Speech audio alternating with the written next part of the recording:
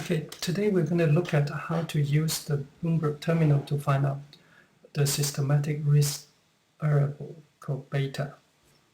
To get to that function, what you need to do is just type beta in the command line and hit enter. It will load up the regression analysis.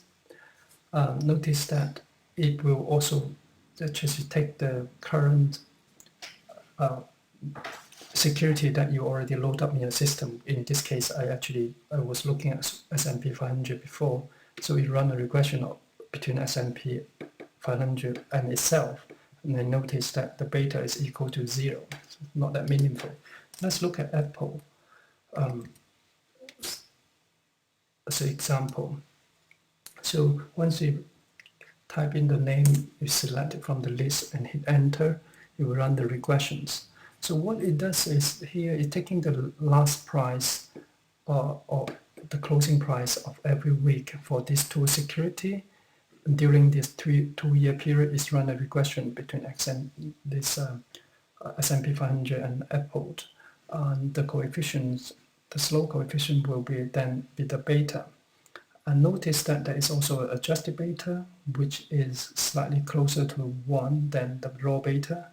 So that is an adjustment used by, like, I think they use 2/3 of the raw beta plus 1/3 to make an adjustment to make it closer to 1. And this is because historical evidence showing that most beta of a company tend to actually shift towards 1. So if once you actually in this system, the one important decision you need to make quite often it is to think about what is the time frame you would like to use to estimate beta. I think there's no correct answers, but it's your choice in terms of like how stable this company's relationship with the stock market.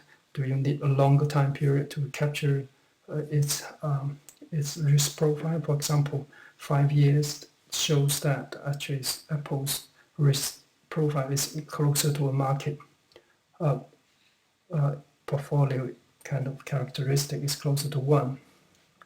And here there's another statistic you possibly would like to have a look at is like the kind of R square.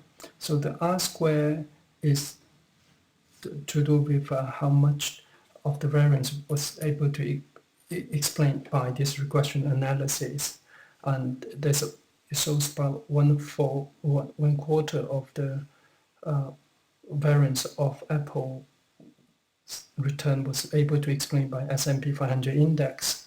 In other words, there are about 2/3 of the variance or the variations of the company's return cannot be explained by the market. In other words, those are idiosyncratic risks or company-specific risks. And this kind of makes sense that Apple being a market leaders, it is majority of their return is driven by their product innovations and the development in the product and sales, which is not affected by the market cycle. That's basically it. If you want to try other company, you can just always type it here and make sure you select the right corresponding index. For example, if you try Vodafone, then it would more sensibly load up FTSE 100 as their benchmark and run the regressions. Okay. Please try it in the Bloomberg trading room.